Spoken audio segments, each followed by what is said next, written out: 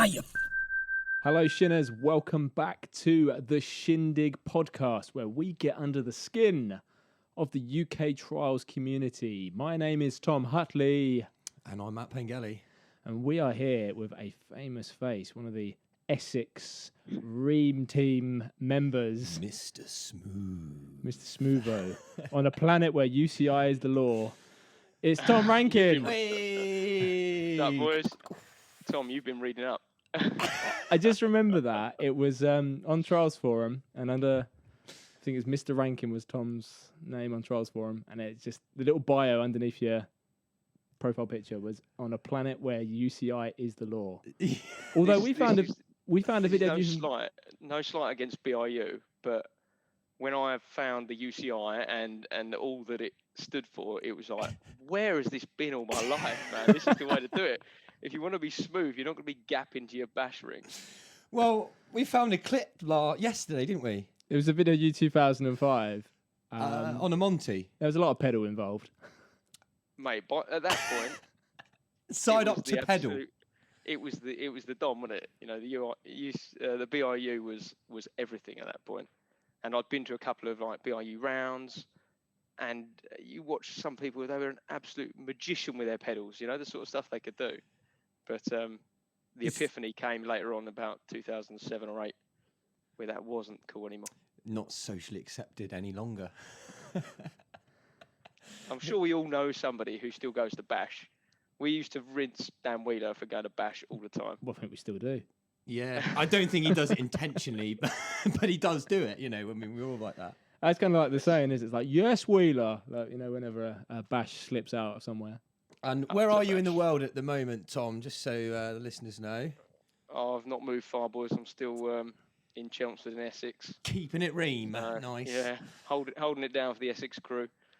Not very far from where I grew up, so just pretty damn close to radical bikes, eh? Yes, mate. We are probably about 6 miles from radical bikes, so I've absolutely no excuse, and my poor attendance over the last few years isn't really on. Well, so actually, I need to make up for it this year, really. You still made some effort quite recently, because I saw you there with the wife, as you're a married man now, and the little one, because you're also a dad. You know, that's hence why you may not be seeing him on a bike. That's probably what's taken over your life right now, right? I'm just shocked that the amount of times I've hit my bollocks on my back tyre, that they still manage to perform, you know what I mean? So, here we are, dad life, family life, and yeah, biking unfortunately has had to take a bit of a back seat, but. And how did it, we're going to start from the very beginning, I think, just to get the story of how you even got on a trials bike, Tom. Everyone likes to hear how they started, how what got them inspired, who was it, when was it, sort of thing. We have got to go back to about 1998, and there's a local guy who some of the old Essex and like British fraternity would know, called Barry Deeks, and he lived in Chelmsford, and he came riding through a park once on a 20-inch, I think it was a Megamo. Obviously, I'd never seen anything like it. I just watched him ride past. I was like, what the hell was that? Bearing in mind, at this point, I liked the idea of jumping off and, you know, curbs and trying to do wheelies, but I was about 10 or 11. Seen this bike ride past and thought, wow, that's incredible. Didn't think much more of it, but then fast forward maybe a year, and I was buying MBUK every month, and started seeing like the Martins ride as well, and I thought maybe this all sort of ties in. And reading MBUK and seeing the Martins, I decided, yeah, this is pretty cool. And then 1 month in MBUK, there was a video, like a VHS came out called Get a Grip. That's not the one with Danny Holroyd in it, was it? No. Oh, mate, no, we're talking like... Oh, that's actually... Whoa, actually, that's before that. Because So it had Ashton and Hawes, like a segment of Ashton and Hawes. Hawes, he was on a Scott. So it's pre-Giant days, right? And they rode down this great big slope, doing stoppies down this great big slope and riding up trees. And I just thought, yep, that's it. That's what I'm going to do. Going to try and do that stuff. So that looks mental. Yeah. Yeah. So it sort of just stuck. And then what did I do? My dad got us a 24-inch. I was tiny, still am, obviously. A 24-inch Trek, right? Which I bought Maguras for, put the seat right down, and tried riding trials on that. I used to wheelie to school and all this sort of stuff. And then it just developed from there. It's like tried to learn to back up, could back hop, but then couldn't go forwards. That just blew my mind watching people go forwards. So I was like, right, okay. And it was all on videos because there was virtually nobody like local doing it. Barry Deeks was a myth. We saw him probably once a year ride past, and we thought we follow him and things like this because he was a legend around here. Well, it was incredible. You couldn't. How could you approach it? It's the same when we started. You know, it was no video, nothing. It was just like I saw a guy once. Did that even happen? Like, was that a thing? It's exactly it. And you'd see some. I don't know about you guys, but in my local town, every so often you'd see somebody ride past on like some top-end trials bike or just a top-end bike. You'd instantly follow him, and you'd be like, "I'm just going to follow this guy, see where he goes, see what he's all about." And like we were that. There was about 5 or 6 of us, and we were just that group of kids, and we just got so involved and into it that a bit like all of you guys when you start and you're young. It's every day after school. Like you ride your bike to school. It pretty much has stop to at be. the park, and it's every single day. And it was 10 hours on a Saturday, 10 hours on a Sunday, just trying to decide what trials is. How do you do it? There was, like I say, nothing to learn from until like tricks and stunts and chain spotting came out. And then by that point, it was cemented, and you sort of got a bit of an idea of what was possible. It's it's that sort of sport that I think you have to spend so much time to get it before you can really enjoy it. Yeah, just getting the basics. Progression, isn't it? Like you see to hit milestones. You're like, right, I can hop forwards on my back wheel now. That's huge. Like that's a massive step. Yeah. And then from there, you can track stand. Then you can hop forwards on the back wheel, and then you might be able to bunny up a couple of steps, and then it's just like, right.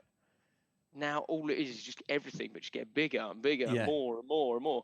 And that was where it's so addictive. Like I'm sure you guys caught the bug, as we would say. Well, even that, like once you get past those fundamentals and you go back to places you haven't ridden before, and you see something that has always been there, and you're like, "Geez, I can do that now." Like, it just keeps on going. Even like for us now, that is still happening now. I've got to say, it's the one thing that keeps anyone riding. I think knowing that you're improving. Yes, that's also difficult, though, isn't it? Yeah.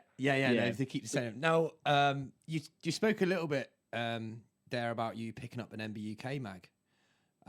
We actually found out quite recently. I didn't know until recently that you were in the Mountain Biking UK magazine.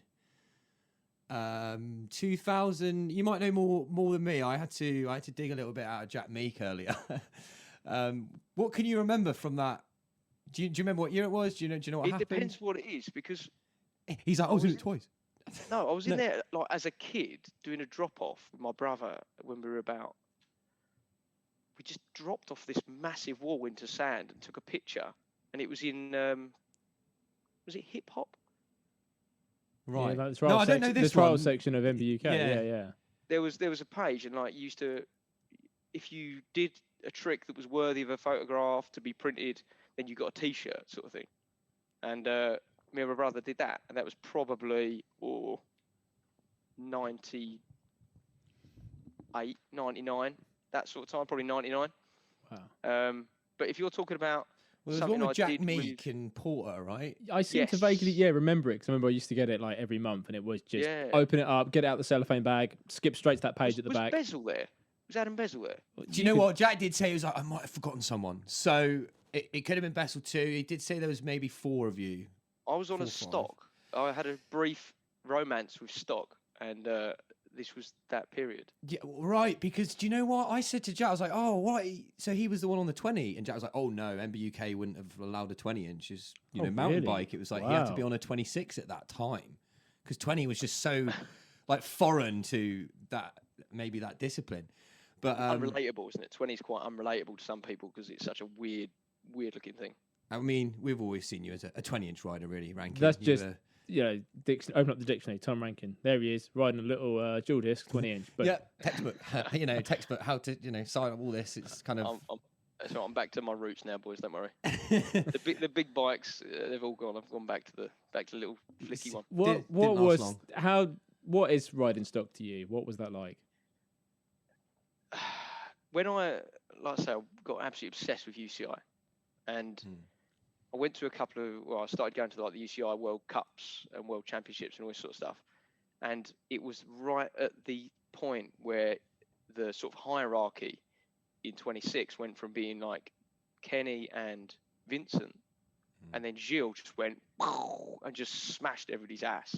Like, and I just thought, this guy he's the guy. Like, his style, nobody told him that competition was difficult, so he just went round on like 3, and everybody else was struggling and throwing their bike and all that sort of stuff. And he was walking through all competitions. So I was like, that's what I want. Like, I don't care that I have none of the physical attributes to be a stock rider.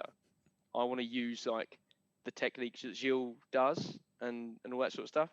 So I thought I could do that, and then I was proven very wrong. Just thought, because I know some people go from a 20. It's much more difficult to do. Yeah, they get on a 20, got on something bigger, and everything's just sort of the same, but easier, maybe. You can go bigger. You can definitely. Well, I could go bigger on my 24 than I could ever go on a 20. I sort of relate to that now that I'm riding both. Being Gap's 24, because now I look and go, I would try that on the 24, rather than go, that's too big a drop gap for a 20. But that's where it's more impressive, I think. So if you, like yourself, competing in elite or going up against these riders on stock and doing similar sizes, maybe not exact, but you're not far off. To me, that's more impressive, I think. Yeah, and my first love was always 20-inch, and watching like Cesar Canas and Benito and Marco Jose, all these really old school riders that were just incredible, the power, precision. And like I say, going to a few like world rounds and British rounds, and you watch these top riders, it just opens your eyes to, the art of the possible. And you think, wow, little bike or not, that guy is flying, and that few hops, precise riding on a mod just blew me away. So it was always about trying to mimic your heroes, isn't it? And I was always much like a real believer in watch and learn. So I'd watch videos until I wore them out. And then if I went to a competition, I'd say I was riding Blue Route at the time, I'd follow the elite riders around and watch how they ride competitions and sections, because I just found it mesmerizing to watch. It's when I think at trials is very much like that. Watch, you can, because it's not, the moves generally aren't too fast. You can just sort of watch and get a real understanding of sort of a lot of technique and how to approach it. I love sort of. And I just want to touch there, mimicking your heroes, because Tom, you're my hero. Like even to this day, whenever we do something, we're like, I feel like Rankin's done that before, or this is really smooth. Like, I want to be smooth like Rankin. So like, it's so fun how it cascades down, because I just still can't get it out of my head. It's just absolutely mind blowing. I think anyone just got to go on YouTube, find all these old trials videos, Rankin's videos are out there. Yeah, and it's just supremely smooth. Like even this one in 2005, you on a Monty in Chelmsford, and you're doing that thing where you go across rails, but you bridge it like two wheels. I haven't even seen this video. I'm not even joking. I know I've got a couple. Yeah, we'll get it to you later then. But just something like your definitely a sort of a signature thing going on rails with two wheels. I hate that one wheel for me. I'm just but again, that was, if you watch Chain Spotting, you see Ashton do it across like a pagoda, about 12 feet in the air on a Cannondale with no helmet on. Like that's where I guess your inspiration comes from, isn't it? You watch it and you think, oh, give that a whirl. But it's interesting hearing you you've obviously have quite a big competition background as well. I mean, so you was Mr. Essex Bike Trial. It's probably a good accolade to say. Lived and breathed competition. Yeah. I live and breathe it. So anyone who's on the YouTube, actually, I want to just say one word, and I just want to see what happens to Tom's face. Thriftwood. Oh. What is place? I've never rid Thriftwood, but no, I haven't. You've never been to Thriftwood? Never went to No, Thriftwood. Can you tell the listeners what Thriftwood was and what it was to you? Matt's got an excuse, Tom, but mate, I'm ashamed of you. It was the spiritual home of Essex Bike Trial, which was run by the Matthews, Brian Matthews, Ada Matthews, and their son Stuart. And it was right around the corner from where they lived. And I guess and he used to take training sessions there. We had 2 trials a year there. And it was the wettest, boggiest clay ground disgrace of a trials venue you've ever seen. But if you can ride well there, trust me, you can ride well anywhere, because like you had no functioning brakes by this point because there was so much mud around your pads. The tyres, you'd have to bang them off with a stick at every section. Oh wow! If you put your foot down, you slid down, you fell in a ditch. Like it was bad boy, and that's where we cut our teeth, and that's where we learned our trade. I haven't been there. I mean, so far I'm not surprised. Yeah, you're not painting a good picture. I haven't missed out much. But it got worse every year. Like when we first sort of started going there was a few wooded like log sections, sleeper sections, if you like. And I think just over time they just degraded into the ground and eroded to a pile of sawdust. But they kept sending us there year in, year out. So is it fair to say that place was instrumental in making you British champion? Well, if you could ride there, you can ride anywhere, he says. Without a doubt. And Essex Bike Trial opened my eyes to the trials world and the competitive side of trials. And it changed me from just wanting to like get better on my bike to see results, move up the categories, beat him, like cleaner round, cleaner section, cleaner lap, whatever it might have been. And I became obsessed, and it never stopped. So I'd be out riding street with a group of people. Yeah, because you were one of those riders that kind of you always had that middle ground. I think you was like competition rider, but you'd go out with all the street lads and just nail. There was. I do you know what I mean? I learned on street entirely until Radical Bikes came along. Right. So I was just trying to do technical stuff, slippery stuff, awkward stuff, but just on street. And then I guess doing a round of Essex Bike Trial every month, you sort of hone the mud skills, if you like.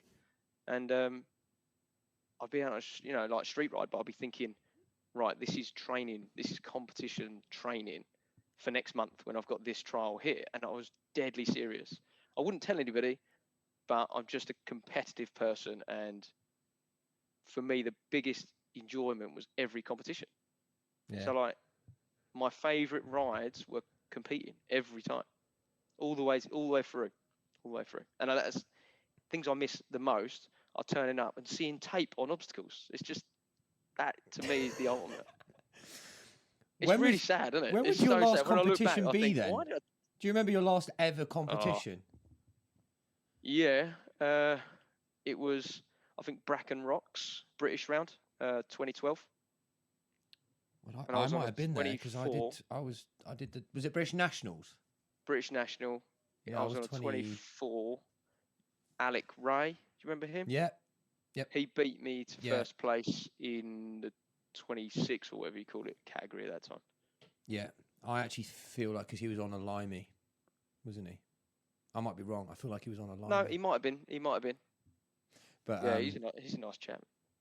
Yeah, I think he still has that. It was. I remember because Jack was there, and it was just that Jack had become the Jack that we all know, and he was just beyond the joke because he was fantastic on his mod, but he just became a man overnight, and then all of a sudden he just like took trials to a new level. Even back then, 2012, when he was probably 6 or 7, wherever he was. Yeah, he was. I'm saying someone, a 10-year-old, beating the adults sort of thing. That's what it was. Mate, incredible. The writing was on the wall for all of us. Yeah. But yeah, no, trials, competitions, boys. That's where it's at. That's where you learn. That's where you learn your shit. That's just changed my perspective of Rankin. So every time he's out on a street ride, he was just thinking, "Man, I wish this was a competition." Just put some tape up on there. You're entirely right. Honestly, I'd be thinking. I feel betrayed. If anything, he's like, "Oh, so you put a gate here." You never loved the streets. No, I'd love. Oh mate, I just wanted to be on my bike. I was at every turn. I'd be, at a London ride, or I'd be at Radical Bikes when that opened. Absolutely wearing it out. Trying to do the best I can, but. Always keep your head down, quiet in the background there as well. You'd have a Maggie break, but somehow you still wouldn't hear him. Do you know what I mean? You will now, trust me. It's a bit loud, my current bike. So this is the great thing. I'm sure what a lot of people want to hear. There's a lot of talk of the past, and a fantastic rider. But you have been riding again. You have been a bit dabbling. You've got a bike. Tell us about it. What's the plans? So I've got a back injury, and it's a recurring back injury, right? And I know that I can't pedal up to rear wheel because that's what sets it off, and I don't know why. I pedal up to rear wheel, I overextend, and that's it. I get like some semi-herniated disc, and I'm out for like 3 months, honestly. So, and that's happened like 2 or 3 times on the bike over about the last 3 years. So I might ride for a couple of weeks, and it happens. I'm like, right, shit. I'm never riding again. Forget it. I can't afford to do my back in like this anymore. And a year passes, and I just look at it in the garage and think, oh, I'll have a little go. Like, I'll get it out. I won't go mad. And then next thing you know, I'm at Radical Bikes, and I'm like doing personal bests. I'm thinking, I've still got it. I can do it. I love that. And then all of a sudden, the back goes again, and I'm like, oh no. And then the missus gives me a kick in. So this time, I've had a couple of local rides that she just on my own popped out for 45 minutes or so just to stretch my legs and see what it feels like. And I think I'm going to pick it back up again, because last summer, me and Barlow, Tom will know Barlow, my best mate, we've been riding since day dot with me, really. And we went out for a few rides after work and all this sort of stuff. And we were doing classic Chelmsford street rides, down Molsham Street, London Road, all the usual spots. And again, I was like riding right. I was thinking, this has got some legs. So I'm ready for this. Yeah. And then unfortunately, he had a crash on his motorbike, so it put him out. I haven't really got anyone else to ride with, so I was like, that sort of stopped the flow. And obviously, it was a rough year anyway. So I need to find some riding buddies. Do you know anyone? Well, we could put a message out. I don't know if we know that many. Yeah. Do you know anyone? We could ask some people in the local area. Funny enough, we're in Chelmsford on Sunday, mate. Are you actually? Yeah, there's a group ride going on. There's quite a few of us. There's Captain Crash wants to come along. Out, Tom Mitchell's out. Jackson's out. We may have timed this at the best possible moment. The listeners right now, this would have been weeks ago right now, so they don't go to Chelmsford this Sunday. But Unbelievable. Leading on to that, so you do still have a bike, he still wants to ride. If you're going to be maybe a little bit reserved, maybe we'll see you this weekend. I can almost guarantee you'll see my face on a bike on Sunday. He's just said it now. If you're riding Chelmsford on Sunday, we are weather pending. It'd be rude not to. It will be weather pending. But we'll certainly keep you in the loop. So this definitely feels like an intervention, doesn't it? Intervention. He's coming back out. It sort of worked. The same thing with Callum Sherwood. I said to Chris a couple of days ago, I've just put out a video of Radical Bikes, some old clips from the summer. We put one out yesterday, and there's quite a few fits of Callum. And I said to Chris, just wait, I'll get a message from him saying I'm coming out. And he's coming out this Sunday now. Is he really? It just, He's infectious. It's infectious. Yeah. So, but mate, just a word on Callum. I'd never met Callum until it wasn't last summer, summer before 2019, and I started riding again. Yeah. 2019 summer, and again I started to ride a lot, seeing the level improve, loving it. Down Radical Bikes like every week, and then I met Callum. And I was like, and everyone said it. He's such a sound guy. Really nice bloke, and he's turned his hand to trials from like jump biking, and he's a bit of a beast, isn't he? I know, mate. He's Proper, teaching me stuff. Gone all in, and he's pedaling up to front. He was doing things, and I was like, "Fuck, I can't do that." So good because he's not. Is my phone ringing in the car right today? Yeah, see, I gotta go. No, mate, it's probably It we was love quite him. good because it's not been tainted by like the rest of kind of the trials world, and it's kind of, I suppose, just the radical bikes exposure. Yeah. It's kind of what's got him into it. I mean, he'll probably might say something else in terms of where he's picked up some like inspiration, but yeah, fair play. I mean, he's gone all in with his bike and his riding style, which is completely, unique to. Yeah. So fair then play he to can him. maybe he'll teach you a few things on Sunday, Rankin. Yeah. I just need somebody else to massage my back afterwards. That's all. Any So- takers? Tom, sounds like you're up for it. Yeah. We'll bring the lotion. Trials Rider is supposed to groom me, not the other way around. Yeah. Oh, well, as you're still, still got a bike, still a rider. He's still very much part of the trials community. We'll go into quick fire round. We'll get that done. Some important questions that need to be asked. We need like an introduction to Quickfire, Oh, like, yeah, like we an should intro have like song, a- like a little Another jingle. jingle. We'll sing it. Oh then. yeah, I'll get Chris to sing something. Yeah, not saying that. Quick fire round. We should get- So, starting off, Mr. Rankin, the quick fire round. So, where on earth was the best place for you to ride? If we could plonk you anywhere, where would you want to go ride? Anywhere, just take a reel of tape. Right? Yeah, Love yeah, that. you can take the reel of tape. Doesn't matter where, as long as I've And got queue a tape. few people up behind us, and we'll set a section out, and we'll just ride it, and the winner takes all. No, it has to be Radical Bikes. For me, it's obviously it's local. I've seen it go from like seeing the Mitchells at competitions, and then Radical Bikes opening up as a venue for Essex Bike Trail. They're doing the indoor section in their riding school, which they built all. Mick probably just knocked up in a couple of hours, knowing him, absolute monster that he is with a set of tools and a screwdriver. And then to what it's become now, and it's just everything about it, everything about Radical Bikes is just Infectious. Spot on. Yeah. spot on for me. It's welcoming, incredible place. First and foremost, great venue.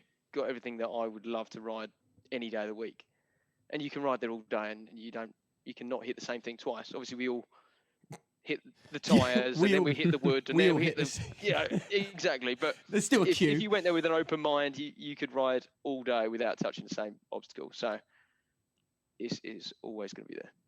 Yeah, awesome. We And like that. Even better for 2021, because of course Radical Bikes has all been ripped out, restarting again. Hopefully, lots of big new things coming for Radical Bikes in 2021. And, Yeah, they said they were having a rip out. Yeah, there's a whole new. I don't know how much we're allowed to say, so I won't. But yeah, there's lots of new things that will be there. As, not just the obstacles in the park, but other facilities and things like that. It's going to be epic. It's going to be really good. Amazing. I'm so. What was the Well, other question in the fire round? Wait, Al? I've got a quick story about Mick. Oh, go on. go on. One This is night- important. Yeah. One night we used to go. You would go over Radical Bikes. Mick would be like, right, I've got like a flatbed truck with a crane on it. We're going to move the big pipes. Like, this is a big deal. We're going to move the big pipes. They've not been moved for 2 years. The Anyway, big so concrete he's- ones, you mean? Yeah. Those. Yeah, the massive like 2-ton pipes. Yeah. And he's doing his slinging and lifting skills and showing us exactly where it's going. And he's creating this fantastic section. And then I don't know what the reason was that he did it, but he lashed himself up on the crane, and he's got like the crane controller in his hand, and he's gone, boom, and he's shot to the top of this crane at fucking warp speed.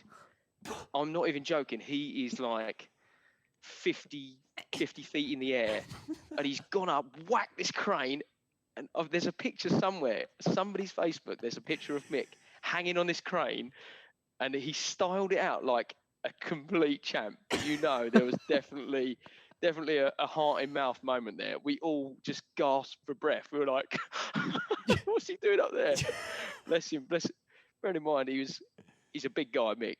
So he's hit the top at some pace, man. But I think, who was there? Wheeler, probably Mayer, Steve would have been there. Find this photo That's There's a now. few witnesses. There is a picture, definitely. I might even have it on my Facebook, maybe, or something. But it was pure gold. That's a midweek Radical Bikes little gambit of information. Yeah, only Mick though. Of course, he'd be like, I can't quite see what I need to do. Give me a second. Whoop, just like, oh yeah. Do you know, he might have been like going up to take a picture of the section or Well, something. just getting a bird's eye view to go. Hang on, lads. I'll get a bird's eye view and try. like pre-drone days, like I'll do this. I've got the equipment. Yeah, when you see him next, ask him. I will. I'll definitely have to dig that out of him. He'll definitely bring it up because he's yeah, we had them recently on the pod, and yeah, it was good. What a champ. I've lost my train of thought. We need an acronym for the quick fire round. It's SPOT. And then we'll make an acronym. Your most sort of inspirational rider, or someone that maybe gets you out on your bike. Who's a huge inspiration for you in trials?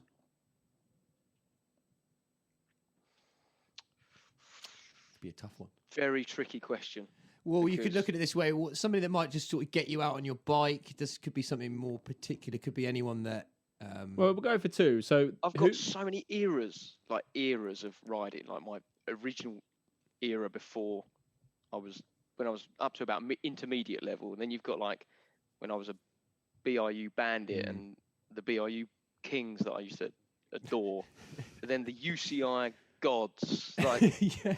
And then you've got your mates who push you, and I've ridden with loads of people throughout all this time, and there was a few steady faces. So I'd probably say that people that would push my riding level more than anyone would be James Butcher, because he was just Mr. Raw Power, grip it and rip it. I really want to mention Butcher because I feel like we're never going to get him on this podcast, but probably like the most unknown kind of like myth of a man, right?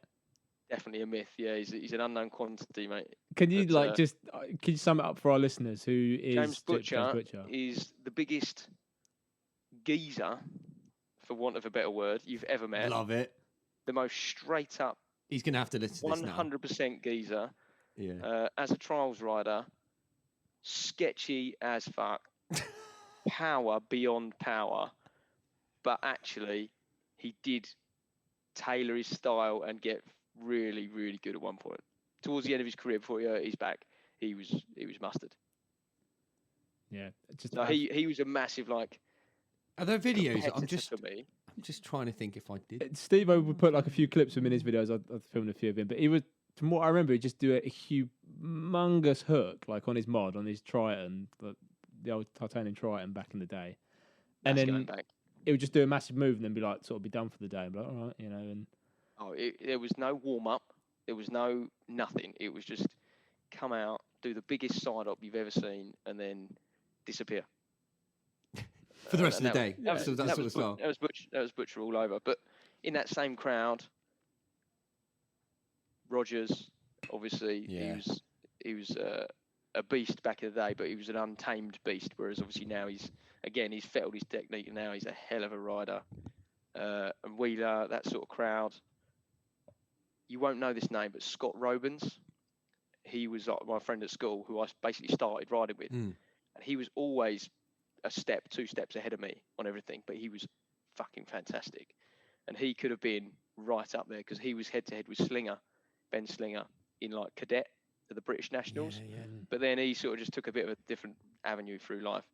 Once he sort of came out of my group, Toby got just so good, and anyone who doesn't know Toby Chippett, complete under the radar rider, but fucking brilliant as well. Really good technical quality, power. He had everything, and I don't think he gets the sort of acclaim he should really. And he pushed me for years and years and years. Especially we were both on mod, both on like Cox Skies or whatever else. We rode together pretty much whenever we were out. It was me, Toby, and Barlow. And there was like an unspoken rivalry of fucking Toby's just done it. I need to make sure I can do it. Yeah, that's part. I think that's part of it. Absolutely. No, I'm glad that you've gone with that style of sort of influential on people, because it's all good when you say, the greatest rider in the world does influence me. That's great. But I think the biggest impact is the people you spend your time with, you ride with. Surround yourself with people that you want to be like. Well, so. And that's how that all went. And then obviously I've become infatuated with Gilles Sustilio. Gone to the 26. Yeah. That didn't work.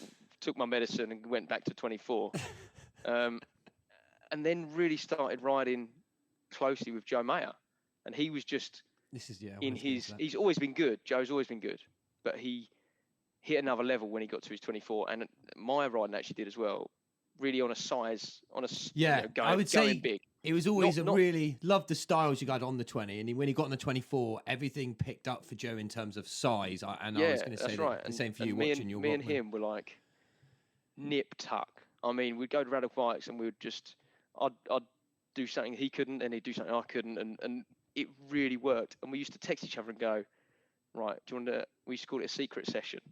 And so we're going for a secret session over Radical Bikes, and we'd go there. So we'd good. absolutely do our conkers for like 2 hours, nod at each other, and be like, "Yeah, good effort, mate." Oh, I love it. So it was really good. Was this the formation of this is a success that you had at? Was it one of the Radical Radfests that you done the speed trial? Yeah. Did you team up with Joe for that? Was that? Do you mean speed trial champs 2010 maybe 2011? 10 or 11. It was one of the first Radfests. There we go. We won real money.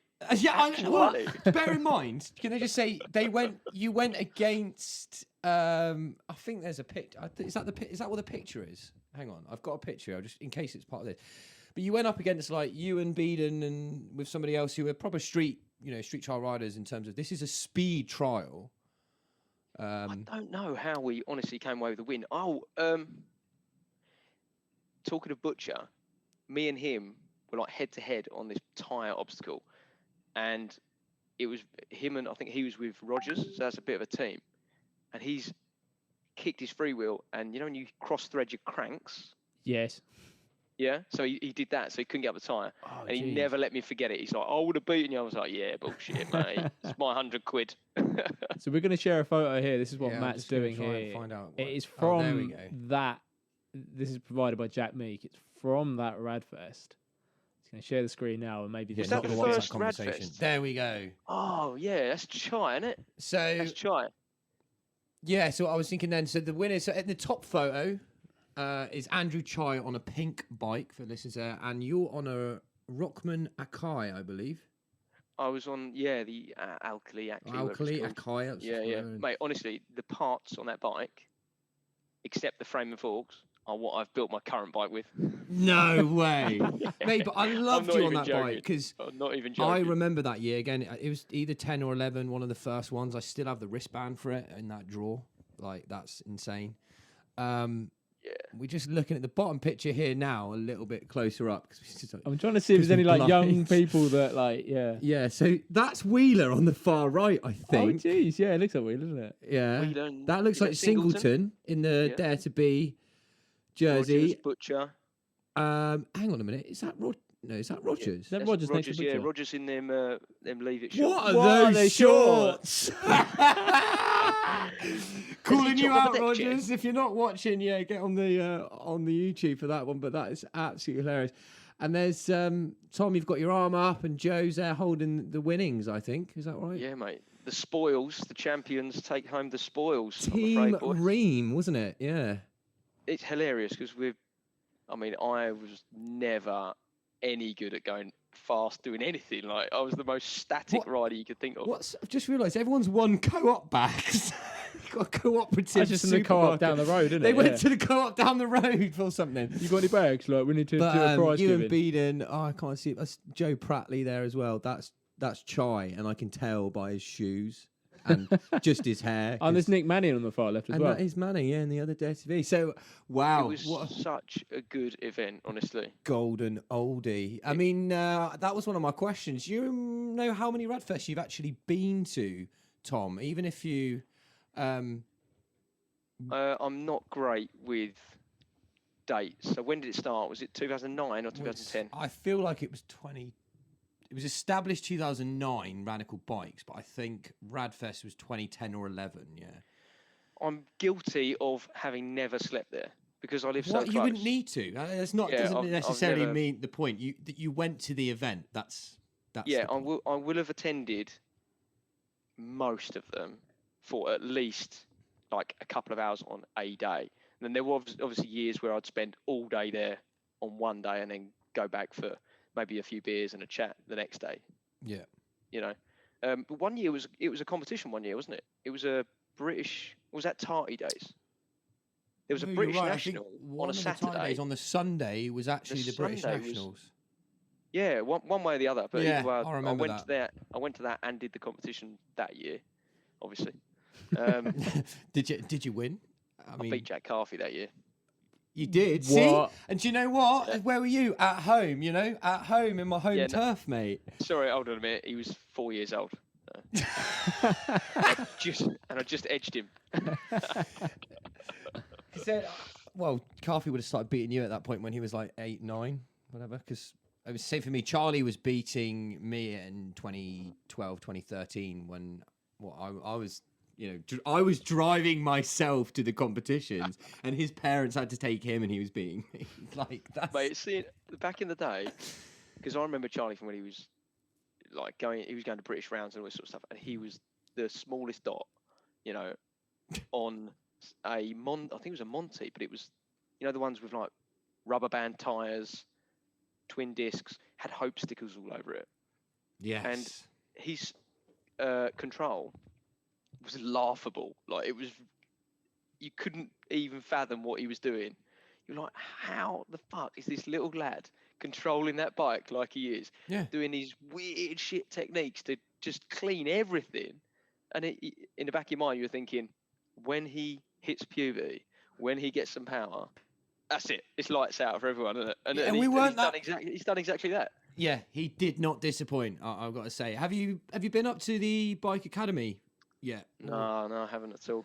Well, then now you know that there's somewhere maybe a little bit further than Radical Bikes. I think it's probably less than an hour for you to get It's there. about an hour from there. The field looks amazing. It's intense. Yeah. They've- I mean, I could probably touch about 10% of it these days, but it looks really good. Oh, Looks like mate, a you serious place. won't be long till you're back on form. To be honest, let's look at Sam Wheeler. A few months in, and he's almost back to his old self. I don't know if you've seen any clips or anything. I saw a video with him, and it was all you guys, and it was somewhere I haven't ridden. Is it Bristol or Portsmouth? Bristol, a video that we made. Yeah, it might have been one.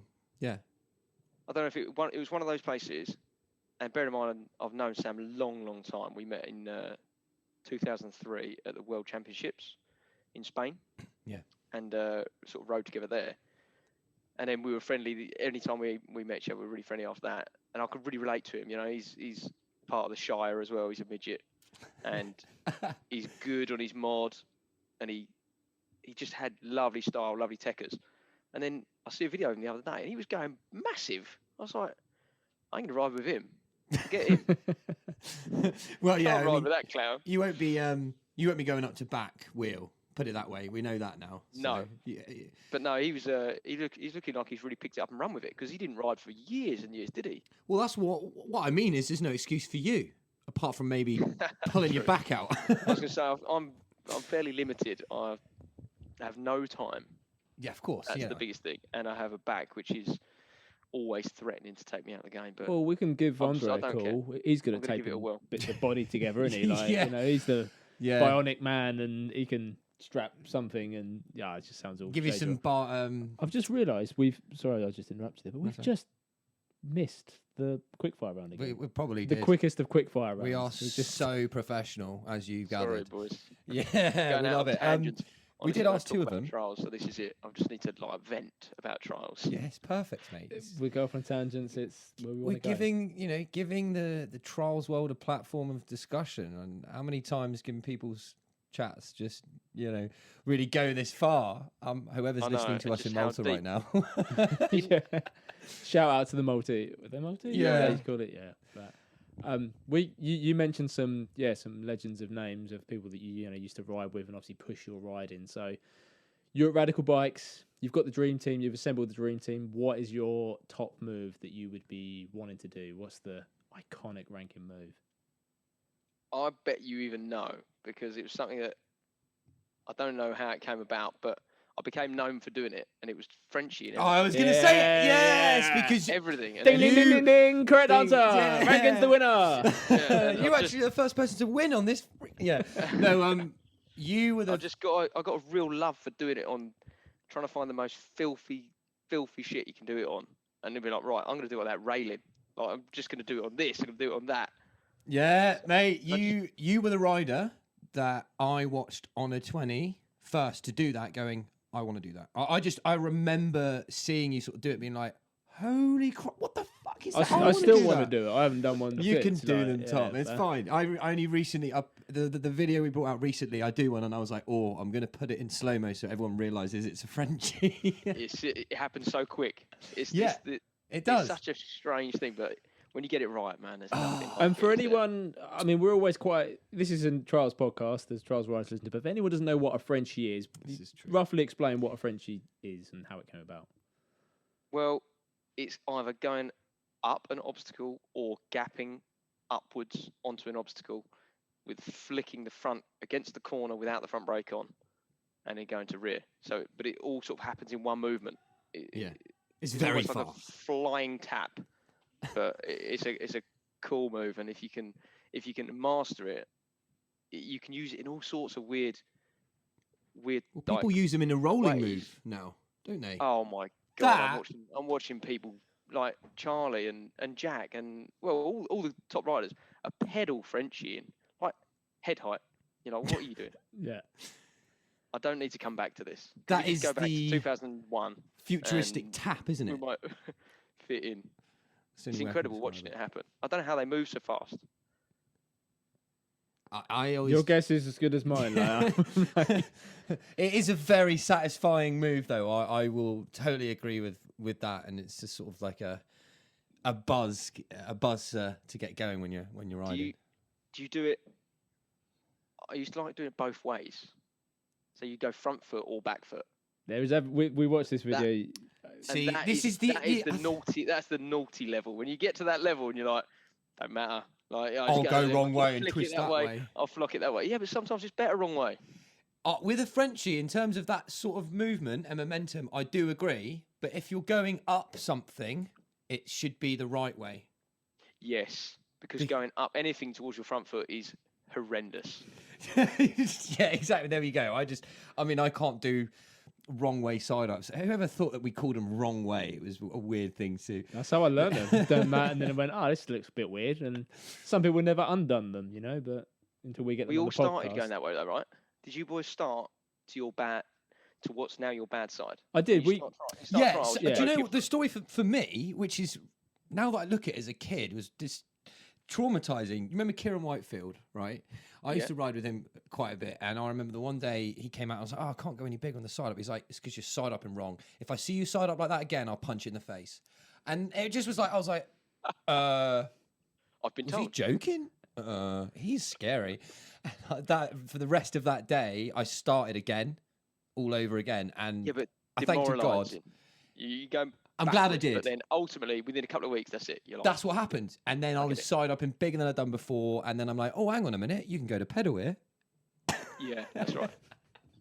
Oh, mate, talking about going to pedal. We used to go on London rides, obviously, all the time. And it was about 2003, 2004. I met Andy Chai in London. And I'd never seen somebody on a street ride who was like hell bent on side up into pedal, and he'd go up like to the shell wall deliberately, which at the time was fucking enormous, like 50 inches. Yeah, and he side up into pedal. I was like, holy shit, that was the biggest side up sort of static up I've ever seen in my life. And then it got me and my friends into it at the time, and it became a thing for years, like 3 years or so. It was just always, how high can you side up to your pedal? Well. And like you'd get to a point where you'd hook. Yeah, I was going to say you get to the point where you have your cranks in the 90-degree option. There's a video that Kieran Whitefield brought out where you could go huge. Yeah, unreal amounts of levels. So I want to bring that back. Let's try and bring that back. Well, you do know that Andy Chai literally pioneered that in the UK. Yeah. I'm telling you, he brought that with him and showed us all how it should be done. That was my first exposure to Chai. I was like, look at this guy. He's like, he goes massive. And that was what? And he just makes loads of noise and goes really fast and does wheeling gaps, like massive ones. That's it. Huge wheelie gaps. Hooks. Again, he was another rider. You know, you talk about people that push you. Again, I saw him in London, and by that point, I was probably building up like a bit of a reputation as being a good rider. I was holding myself in like quite high esteem. Yeah, Yeah. I'm a good rider. Yeah, I know my way around. Yeah. And then I've met him, and I was like, fucking hell, he's out of the woodwork. In half good. So He is rather a than rider that makes you surprised. yeah, but then I wanted to ride with him more because I'd be like, I need to pick up some stuff he's doing, Yeah. or show him what I can do. And again, it comes back to that competitive thing, where although I probably wouldn't overtly say it at the time, mate, inside I was like, I'm fucking having him. That's it. Yeah, of course. Yeah. But that, unfortunately, that is the same now in everything I do. And my mate and Barlow just thinks it's hilarious. Thinks I'm just. It keeps you so driving competitive though. in Otherwise, you're everything. not going to necessarily, you carry on. That's why you and Joe, Ma had that sort of Yeah, competitiveness exactly. But with each other. I need that to find any kind of level. And to you be know what's honest. going to happen now? We're going to be pushing him. Do you think? I never thought this think day you're would gonna- come. Yeah. Lads, I've seen the video recently. I'm like, they're not going to push me. They're going to take me to school, and I'm going to probably hurt myself trying to keep up. Oh No. my god. I never thought, we sort of get to that point. But Well, we don't ride for competition ranking. Sorry, we kind of ride for fun. We're not about pushing each other's boundaries and that. So Fun? what's this you say? Of? fun, yeah, like front hops and And stuff like that. You know Fun. what? The most fun I could have was competition. It's really strange. That is, I Competition mean, come obviously, round, I'd people wake do up, I'd enjoy have it. sweaty palms. I'd be so pumped about a competition being on. It could be the shittest venue you've ever seen. It could be bucketed down with rain, but I'd be like, sweet, I like the rain. I'm good in the rain. I'll have some of that. Yeah, I know he's shit just in that the rain, so attitude. I'm going to take him out. Yeah, Oh, I loved it. Absolutely loved it. and that's why he was nailing the comps. I mean, I did it for I think 2.5 years. I hated it. I didn't like it. Honestly, I don't Yeah. even know. I pushed. It made me do stuff I'd never done before. I get that, and I felt obliged to do it with like the sponsors and everything. It was just like, I feel like I need to compete. Well, to when kind you're of put there as myself well, in out. your mid-section, there's an observer there, and people around you like, I've got to get through it now. But normally, Yeah, you exactly. never would. Yeah, I never would carry on. There was this section I remember in Hook Woods of just this huge clay mound thing, right? And Jack Meek is there watching me. And if he wasn't, I would have been like, fuck that, I ain't doing this. And he's watching me and I'm like, I can't do that. That's embarrassing. So you're like hopping along down and I'm like, arm pump. And I, at that very moment, got the worst arm pump I ever done and proper bailed. And it was worse him seeing me bail, I think. But He'll remember it is good to know that, you kind of get that major enjoyment from it because it felt really challenging for me, I think. And I was going to say, it seems to be there's not much of a middle ground. Like, again, like Toby Chippett, perfect example. He could have been in Yellow Route any day of the week, but he just wasn't interested. Like, he rode the same spots for the same length of time with the same intensity that I did. Could do everything I could do. But top competition comes around, he's like, oh, no, I'm not interested. Not even going to enter. Yeah. But do you know what I mean? So it's good that it's there, but then there's a whole world of riders that just love the game. Do you know what I mean? Yeah, I think Love there's the game, trying to love the capitalise even love the on that, where environment. there's a middle ground, exactly like what you say. There is this level of somehow being able to create a competition where it's, less of a chore and more of a kind of breeze enjoyment. I don't know, but I think it's something that they've tried to do for years.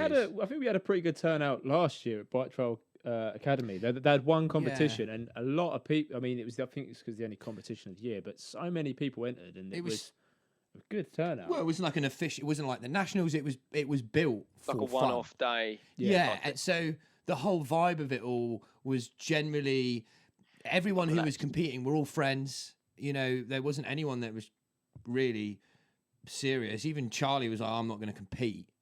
Like he rode, but he's like, don't count me in, sort of thing. So it was just this whole idea of they put that there purely to get everyone to ride on the same day and actually try a competition. And I think that was a really good starting point. It gives everyone a flavour for like whether they do enjoy it or not. And then do they hold, or are they looking to hold a series of competitions or anything like that? Or are they, I mean, Charlie and his family, or are they content with having a trials park sort of thing?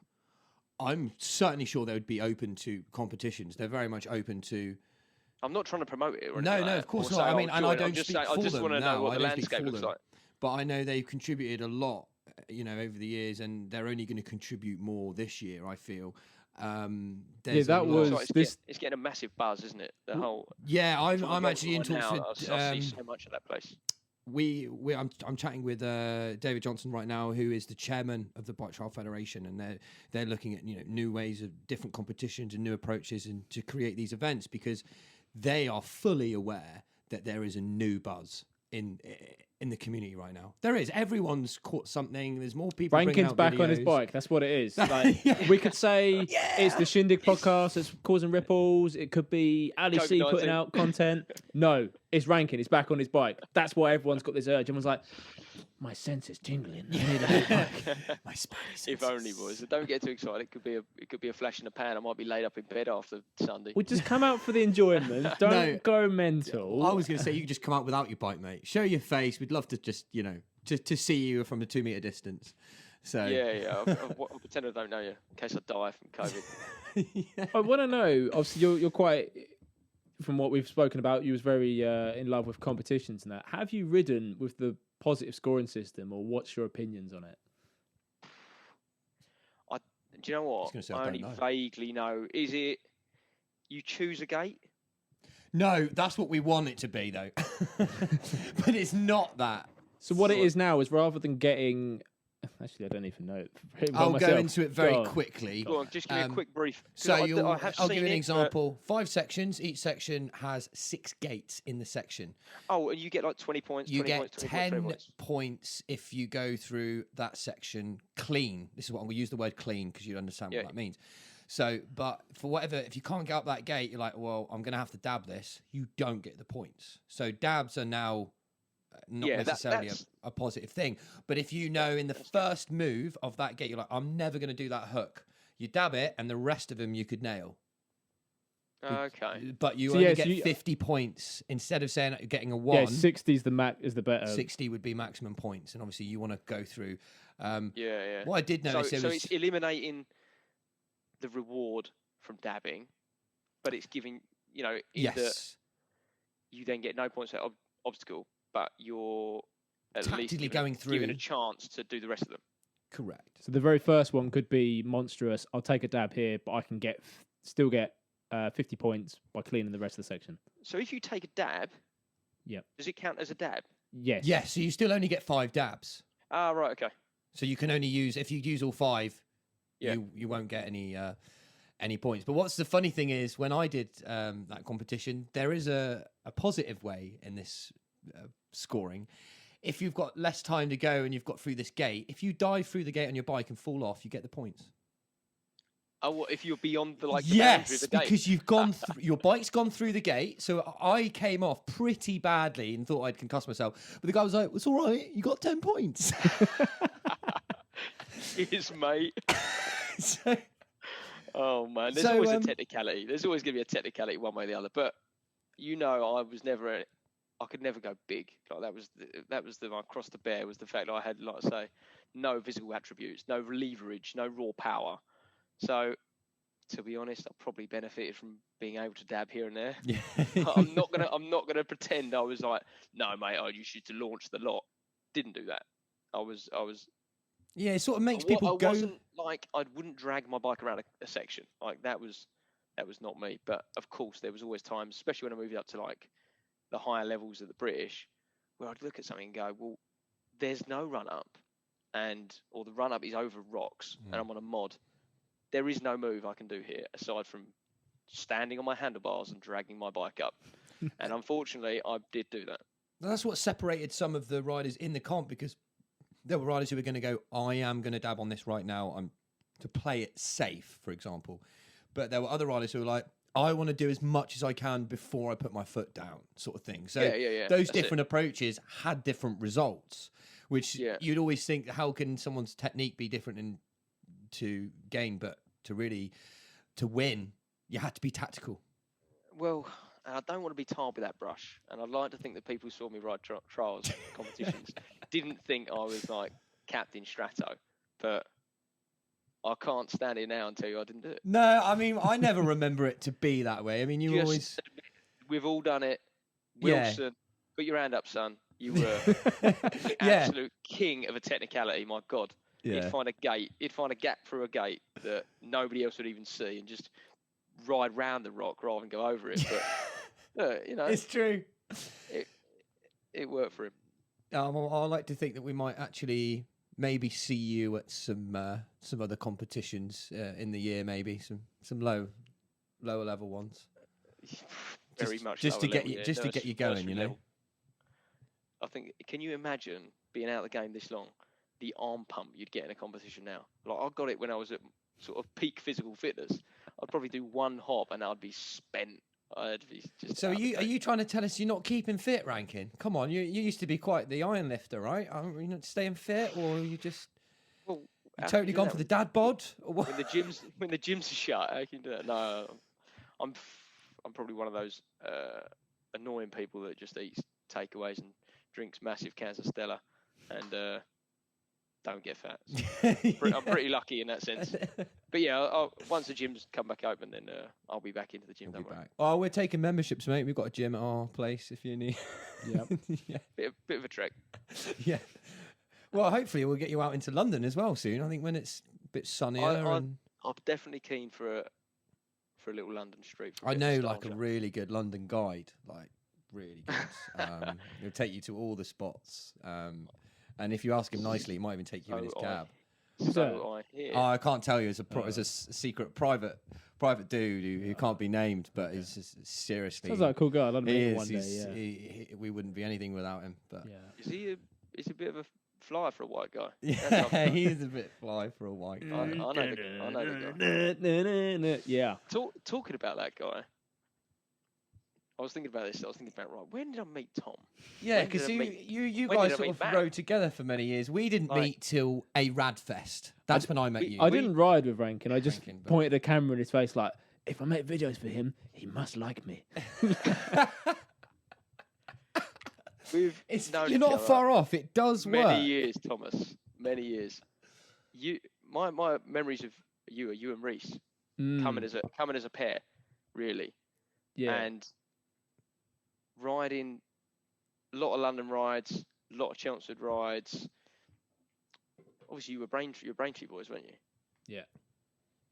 Pretty sure I rode Braintree with you once or twice. There wasn't loads to ride there, but we rode it once or twice. But we go back, mate. We go back. This is it. Yeah. It's that happens though. To see that you're now like, you know, an ambassador, a face in the game, holding it up, doing something positive for the sport. It's fantastic, mate, because like you haven't been a figurehead in a competition world or like a major sponsored rider or putting out videos that people like gasp at, but you've taken this route and it's fantastic to see, mate. Love it. Thanks for the comments, Tom. Yeah. I mean, respect. It largely was. I mean, 2020, a lot of people went, well, what? Well, myself included, it was like, right, we're locked down. Right, what did I used to do? What did I get really buzzed from? Okay, trials riding. And did you stop riding for a few years? Yeah, when I was doing the knowledge to become a cabbie, that kind of just took full precedence, really. I would say that would take a lot of your time, right? Yeah, so I didn't ride like at all. But then, then after that, it was like shit. Like what did I used to do beforehand? I was like, I drive a cab now, but what's my hobbies? So I had to get back into riding. I need something. Yeah. I mean, for me, I couldn't. It was the only thing I was truly good at or felt that I was truly good at. So I never really gave it in that bit. But I've always wanted to do a podcast for like 2 years, and people would hear me moaning about it for so long. Like, oh, get on with it. It wasn't actually. Sometimes I need a kick up the arse, and it was actually sort of thanks to Tom. He was like, I know you can you've got everything you need to do, Matt. Just do it. I'm doing it with you. Sit down. I'm doing it. And we have to thank this guy really. Well, one thing I just want to say to like everyone out there is that like it's so years ago, like when you go back to like the videos that you made or people have made of you, when I filmed some stuff, there's still some you made of me. The only people who've ever made videos are you and Joe Mayer, I think. So this elusive video you're talking about. But they were so hard, like you had to get a specific camera because cameras on phones sucked. So you'd have to get a specific camera, then you'd have to then put it into your editing software that you got hooky off the internet. Then you'd have to sit and edit it, then upload it on really crap Wi-Fi. YouTube wasn't around back then, so where the hell did you put the videos? And we went to so much effort back then, whereas now we're just wasting stuff. Like everyone just puts stuff on Instagram, it just goes up there and it just gets lost in the ether. Like by the end of that night. So by doing stuff like this podcast, and more people are doing stuff like this now. You know, you look at Ian Johnson and he's doing Trial Shack. Trial Shack, really good site. Are starting to make more longer edits that actually stay up there and get exposure and get views. And I think it's got to go full circle. People have got to come back to that, and that's what's put hold people's attention more than like a quick fix. Yeah, it's the low hanging fruit, and I think people should just do less and less of it. I mean, sorry, Flip, he's just got a Instagram like last week, but sticks to the bigger edits. He will be doing that too. It's that kind of level where I think it is good. People want to digest small things and do that, but we were just trying to aim for, rather than people coming across it. It's like, oh, every week, sit down and eat your dinner and watch our vlog. Or even better, later on, sit down and chill out with a coffee and watch the podcast or whatever. It's that kind of level of entertainment rather than stumbling across it and just digesting it quickly. Just want to say, if Flip's listening, that wasn't a dig. I love his riding. Yeah. But that was an example. No, I get what you mean. People are just, it's quite quick to put up a video on Instagram, few seconds, done. And that can get lost in all of that. But so long as, everyone's out riding, enjoying it. But it's forgotten about as quickly as it came up, sort of thing. Is that what you mean? Yeah, pretty much. Like, we're still reminiscing over your old videos, like now, like because there was a physical video made of it. But would we go back through the Instagram in 10 years' time? I don't know. No, YouTube's more of an archive than Instagram is. You don't search Instagram. But you remember the trials forum days? Like it was, you'd wait with bated breath for the next video to come out from like your favourite rider or a group ride you were on, in the hope that you were in the background or the photos, like when you going off the arm of that bench. Do you know what I mean? And it's, I want to get my posts up. I'm going to comment with a really positive vibe and like get involved and engage with the posts. And I think that's exactly that. It's that community aspect. It's that community aspect that I think we've been longing for quite some time. And the Facebook group, the big reunion ride, really took off this year.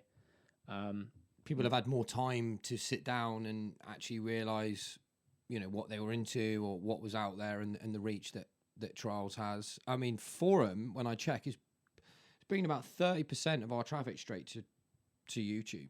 And that's still using the Trials Forum. And every week, I'm now back on it. Is it? I wasn't. Yeah. You're back on the Trials Forum? The Trials I wasn't using Forum until we got back on the podcast, and now I'm going on it every other day now, just because I feel like I have to be constantly surrounded by trials. I feel like I have to be in the know. I'm just living and breathing it even more than I have done before. Right?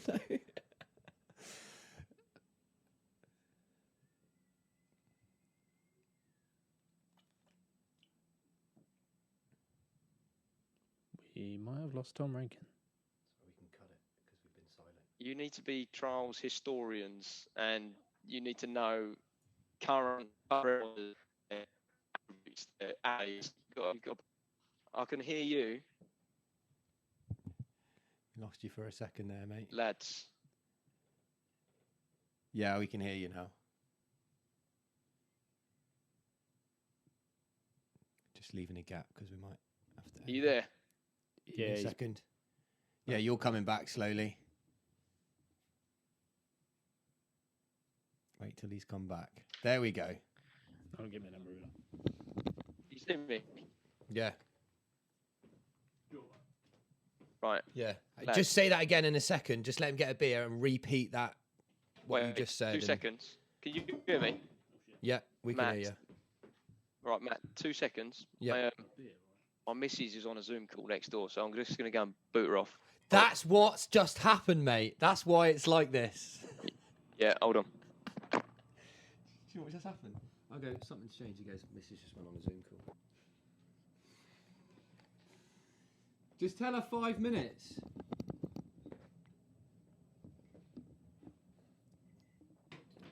can edit this one. Be fine.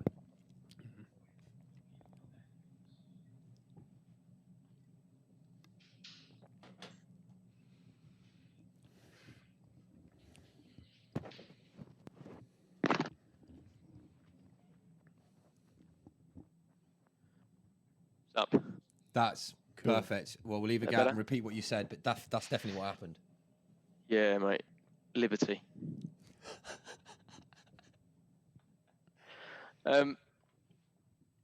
Where were we? We were talking about the trials scene, and we were talking about that you need to be at cutting edge. You need to be at the sharp end if you guys are going to be, yes, you're going to be our new faces. You're going to be our ambassadors, and you're going to just spread the love between all these different age categories, styles. We'd like to think so. You've said it before us. Yes, it's a big scene. People do come together, 2, 3, 4 times a year for group rides, Radfest, competitions, whatever it might be. So you need a central hub. I think you might be creating it as we speak. That's good to know. That is positive. I did try and starting it to try to think that, hey, where would anyone go to get official news or an official announcement, or you've heard it here first, like we said all the time. So maybe it will, Why? What are we going to put it down to? Are we going to put it down to COVID-19 and people having no options and more time? But I'm looking online now. All the old faces, I mean, real old faces like this, are like coming back to riding. They've been out street riding. They're out riding around the corner on their own, or like people like Sam Wheeler and that, who have come back in and they're really taking to it and they're picking it right back up from where they left off.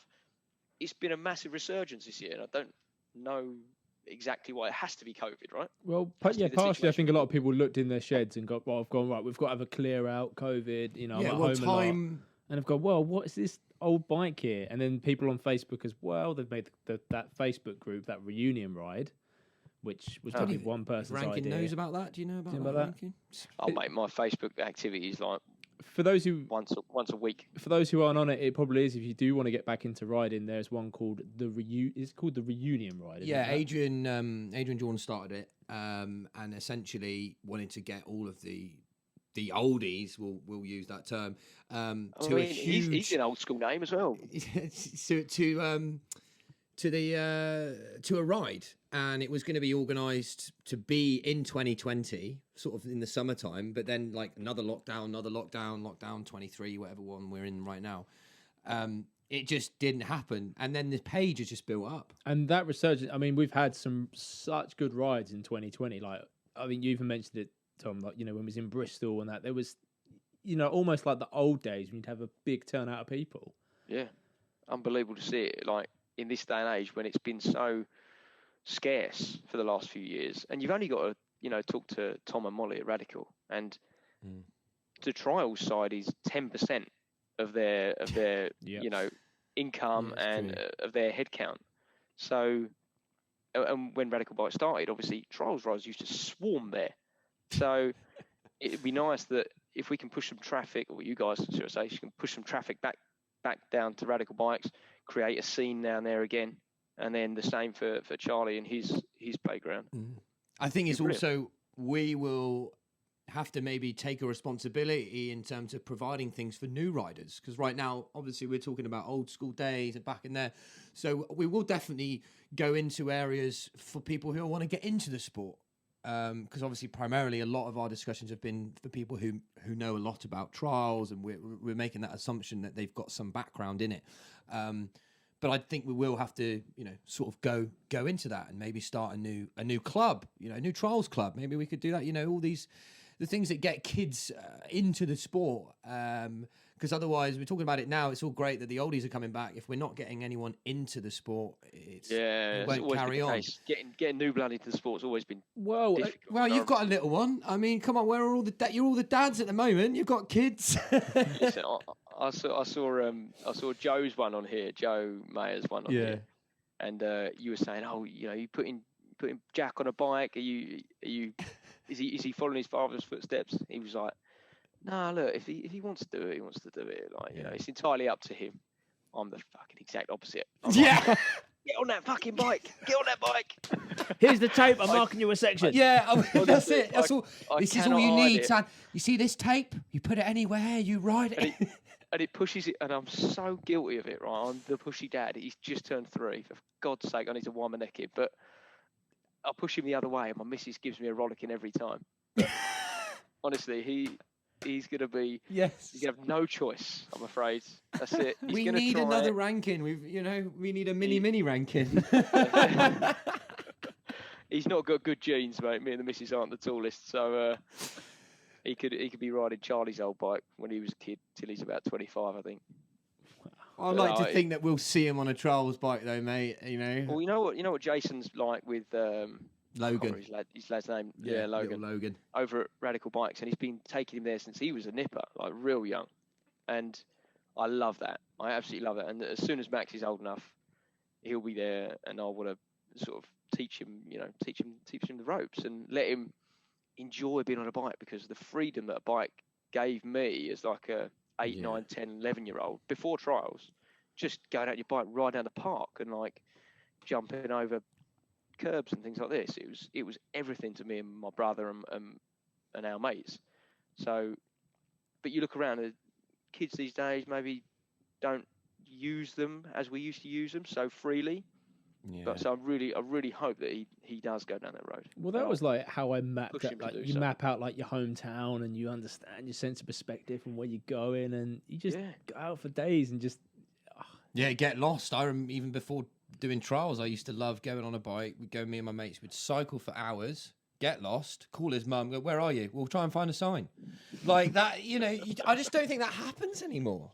No, that's right. everything's too prescriptive. You must have this. You got to get some form of directions. You got to do that on your phone and find out. It's almost like a good analogy for trials and the fact of like, right, don't know how to do this. I'm going to get a bike and just give it a go. Right, I got to hop on the rear wheel. Right, now what? Like, well, that's where I think it's wrong in terms of trials now, where people are watching, say, Danny Mac and Ali C and that sort of discipline of trials, but they didn't get to where they are riding a bike like that to start with. They started on the very basic trials bike to learn the basic skills. In my view, to become a good mountain biker, you should learn how to ride a trials bike and control it, then go onto a mountain bike. And I couldn't agree more. Right? Do you see what I mean? It translates to every other bike discipline. Watch a trials rider get on a mountain bike. I think you've just hit the nail on the head, where those videos of like Danny Mac and Ali C and Duncan and all these guys are so inspiring. They're just, you watch them, you're like, wow, that is relatable. The bike looks semi-normal and they're doing the most crazy stuff. So then you'll get a young lad who's, a relative novice and maybe fairly young, fairly small. They'll get like a top-notch inspired. They can't even pull the front wheel off the ground. And you think, boys, you're doing it all wrong. You need to mature into that, but not before you've learned pretty much everything, because all of those guys were amazing trials riders.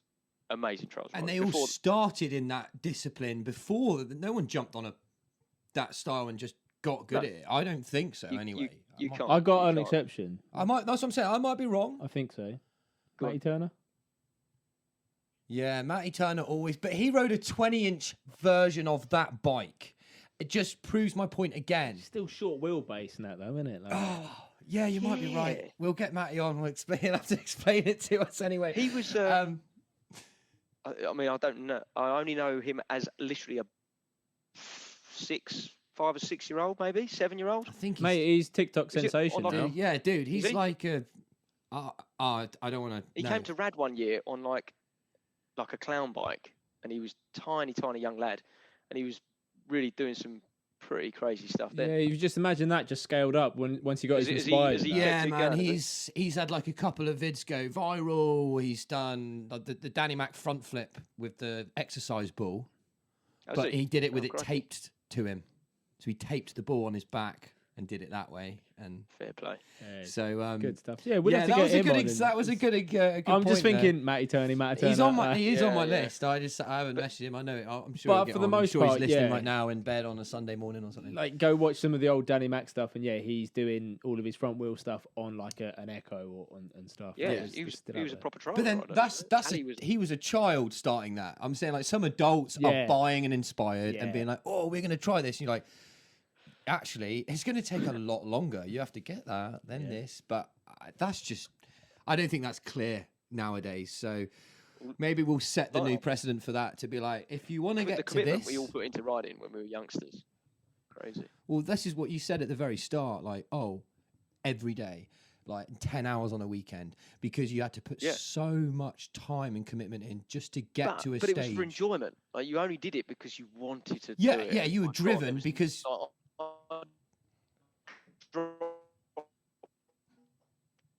Football, I'm going to ride my bike. I'm going to learn how to wheelie. I'm going to hop forwards on my back wheel. That's the cool stuff. Yeah. And it was you start seeing progression and you get drawn further and further in. And like you said earlier, like, you get the bug. Never a truer word said, because it wasn't even a question of, are we going riding today? Are we going riding this weekend? Are you stopping at the park on the way home from school? It was, no, I'm going to do that for every minute I have spare. Yeah. It was more like, are you going to get to front today? My hands are bleeding. I'm going to just do it. It's a lifestyle. I just feel quite privileged that, you know, where there is that kind of finite point when you're growing up, isn't there? Where like, you have so much time and abundance that whatever's kind of in your sphere, you can just go hard at it. And like you say, some people might go hard at football. I'm sure a lot of kids now, it's just gaming or whatever's kind of in their sphere. Whereas there's nothing more analog than the bike, really, is there? I love it. I mean, aren't you guys so glad you found it?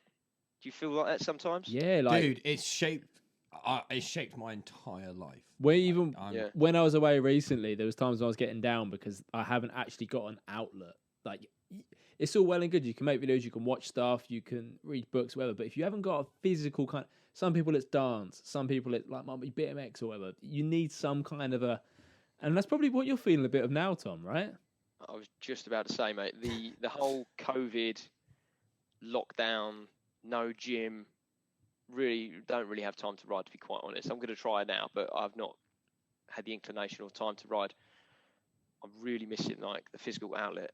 So I've got no outlet, no stress relief in that sense. So it's really bad for you. I think it's bad for you, and it's not something. It's not something I could do long term. It's been long term enough already, and I'm dying to something like a cold spring for anything, man. Once it's part of your routine, once you factor it in and work around everything, like you know, as being a dad, there's a routine to, you know, waking up, chopping to bed, blah, blah.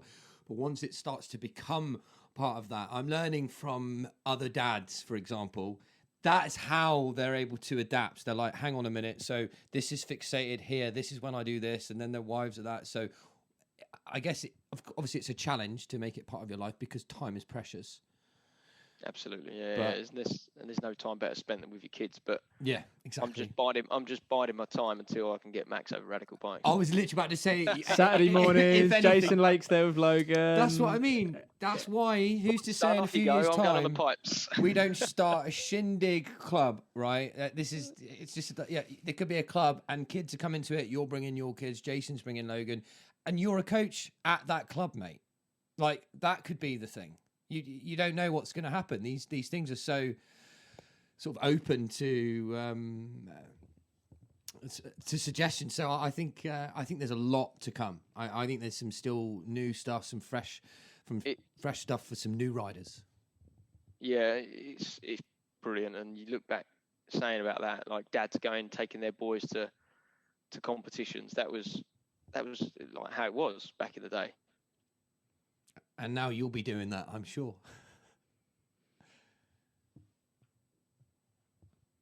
You know, you're just trying to helping him out every step of the way. I'd love that. You know, I'd love to do that with Max. Yeah, that'd be good. I think this has been a pretty good, insightful look into the world of trials here with Tom Rankin. I have one other question. Oh, go for it, yeah. Who would you want to see on the podcast, Rankin? It's a good question. You can name anybody. And you've got to be able to put us in touch with them so we can... Yeah, if we don't know them, then you'll have to, you know. Or maybe someone that's not someone really big, a street rider, anyone you think of. Probably, right. Like I said, I've had like loads of eras throughout trials, different eras. And one of the eras I want to talk about, or just touch on, is when I was close with Joe Oakley. And I do, yes. Okay. We used to hang out a lot. I'd go up and visit him a lot. I did shows with him. We travelled across France to World Cups together. And he is just a funny, lovely guy, great rider, Yeah. junior world champion. He was a bit of a child prodigy as well because he was really good, really young because he was a fucking monster. So I think Oakley, man. Oakley's a Good answer. That's the first tally. I've got him on my list because I was lucky enough to do shows with him in 2013, and this was just after Britain's Got Talent. So obviously he was on. Yeah, exactly. So he's got a few different the facets. big rider that was on BGT. Okay. He is someone I've had in mind for a while. I must reach out to him. I hope he's got married recently, didn't he? I think. No. Yeah, he mate. did. Yeah, he's punching. Awesome shout, mate. Well, that's a nice little line to the tally there. We'll see if we can chat with Joe. He will have because he went on a road trip with Andre in America that he told me about. wow. So that would be. He's well travelled in the world of trials. Yeah. He's got connections all over the north. Like you've done a few of our southern ferries, so it'd be nice to get a few of the. He's great to drink with as well. Side. Oh, he's a good laugh, I must say. Yeah, we've had a few nights out. He is a good laugh. Mate, it's been absolutely amazing. Any one final message for the trials community before we close this off, Tom? Oh, just stick at it, boys. Stick at it. I know you if you're out there and you're riding your bike and you're like, oh, I'll get a bit jaded with it, just stick at it. It will come. Persistence is king. Yeah. Persistence is king, says Tom Persistence is Rankin. king. So, Persistence is king, 2021, we'll see you at Radical Bikes with all the original crew and you'll be doing your Frenchies. That sound cool, yeah? Yeah. So, We lost you for a second. I've lost you. Go on, say again. So, 2021, we'll see you at Radical Bikes, original Essex crew. 100%. You'll be doing your Frenchies. Yeah, you'll see me there, boys. Wicked. Fingers crossed. Buzzing. Lads, thanks for having me. Thank you very much. Mr. Rankin, Mr. Smootho. Peace out. Ah, you